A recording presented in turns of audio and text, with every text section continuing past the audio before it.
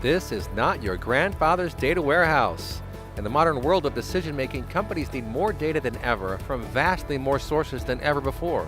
Join me, Eric Cavanaugh, as I talk to Glenn Leslie, Platform and Analytics Architect at SAP, as we talk about the latest innovations in the mainstay of decision support, the data warehouse. Glenn, there's a lot of changes happening in the data warehousing field these days, especially with HANA. You want to talk about what's going on with the data warehouse at SAP? Absolutely. Thanks, Eric, for the chance to share with you here. There's so much going on. It's hard to fit in a small segment like this, but some of the key things, you touched on it. Real-time data warehousing is absolutely front and center with HANA. That's a key theme, I think a release theme that's been there since the beginning of HANA. Some other things, of course, are the high performance and overall agility of your data warehouse has been a consistent challenge for customers and even SAP in times past, and HANA offers many new opportunities to dive into those challenges and really meet the requirements of a really never-ending requirements that are part of data warehousing in general. You know, that's a really good point you made, just that term right there, never-ending requirements, right? Because the business world is always changing. And we heard a great quote from Allison Biggin this morning from Justin Trudeau, right? That the speed of change has never been faster and it's never going to get slower again, right? So it's really critical that organizations can adapt to those changing environments, and that's all about agility, that's all about data acquisition, right? You want to talk about that? That's a key part. Is there's two parts of it we were talking a little bit before, and there's sort of the industrial part of the data warehouse of IT setting up structure and governance and having the availability to the corporation in a consistent way. Then there's the other side of it where you need to adapt all these new requirements coming in, continuous improvement of that data warehouse. That's an area where we've really focused a lot of attention of marrying HANA with things like SAP Analytics Cloud. That's where we see a lot of traction with end user and business users, is bringing in that ability to do things on the front end, the end user side, but also adhere to the policies, procedures, and governance on the data warehousing side. Yeah, that's a really good point that you made, because you can have a lot of agility up on the top. That's where you want it, where the user is experiencing, playing with data. You don't want long latencies anymore about getting new data sets in, right? Because you want to have that conversation with the data. You want it to be a very dynamic, iterative environment, and that can happen if you have, as you say, the agility on top or at the experience level. But then underneath, you need still that deep engineering, that robust engineering that made the data warehouse what it is, right? Absolutely, and that's a consistent bit of feedback, both on the packaged data warehousing, the BW4 HANA side of it, and the build your own HANA side of data warehousing.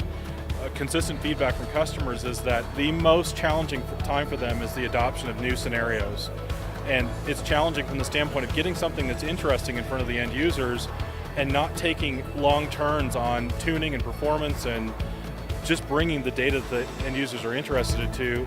And then, because if they get too involved, or that process gets too involved, they get bored and they go off and do their own thing. They build their under-the-desk data warehouse. That's right. That's exactly right, under the desk. That's funny. Well, and you know what's interesting here, it takes a long time sometimes for things to come around in this industry. The first article I ever wrote on data warehousing was 2002, and it was all about real-time data warehousing. It was great. I got to quote my favorite movie of Repo Man, where he says, it's so real, it's really real, it's realistic. And it is realistic today, right? In memory, you can do real-time data warehousing. That is just head and shoulders above traditional batch-oriented, latency-laden data warehousing, right? Absolutely, and with all data sources too.